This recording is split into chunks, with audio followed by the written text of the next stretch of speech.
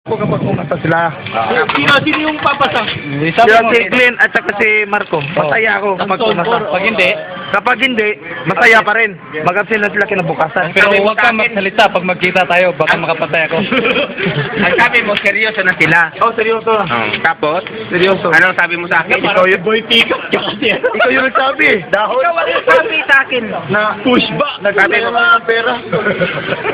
Mali. Kaya ng panahon. Mali yan, mali. Anong sabi? Mali ang introduction ni Wilbur.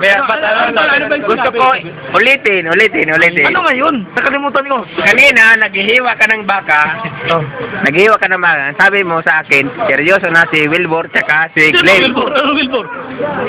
Sino seryoso? Seryoso na si Wilbur, sabi ni Glenn. Oh, Ano Wilbur? ha? Si Marco. Baliktarin ko. Seryoso na si Glenn, sabi ni Wilbur. Oh. Si Glenn at saka si Marco. Ngayon, Seryoso na.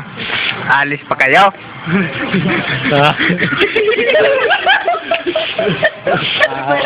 Uy! May dala. Ayaw ko. DJ yung ano Di, Bor. Seryoso naman tayo, Bor. Di ba may sinabi ka kanina sa akin? Yan, oh. Habang naghihiwa ka. Kaya nga, seryoso na nga sila. Si Marco at saka si Glenn. Tapos? Seryoso. Tapos? Sinabi ko, No?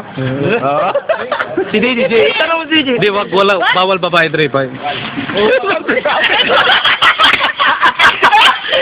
Bawal babae, nalipos ko to. Hindi. Limutan mo na. Matanda. I-conclude nyo na, i-conclude. Therefore, ang conclude, ang sabi ni Wilbur, conclude, ang sabi ni Wilbur, hindi kayo papasa habang kayo ay nasa review. Dapat mag-take kayo ng board exam. Tama. Pero wag muna maglaro ng... Counter-strike. Oh, yun. Hindi naman ako naglaro Paano yung laro ng Counter-Strike? Ano sabi? Mondays. Pero architect daw sila. Paano yung Counter-Strike? Oh, kapag hindi pumasa, absent ka na lang bukas. Dahil may rason. Meron sabi mo dati kay Clark. Dati mo sabi, may sinabi ka dati. Di ba nag-usap tayo ni Circuit? Nag-usap sila. Ang sabi ni Wilbur, pag pumasa si Marco, tapos si Glenn, isang araw, hindi niya papansinin. Pag pumasa si Glenn, papansinin niya. Pag si Marco ang hindi pa pumasa, hindi niya papansinin. Kakantsawan niya, laro kasi ng Counter-Strike eh.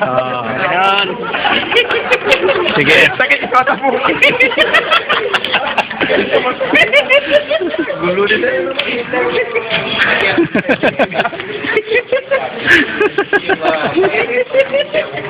Dito mga mga. Uy, gusto mo tagad.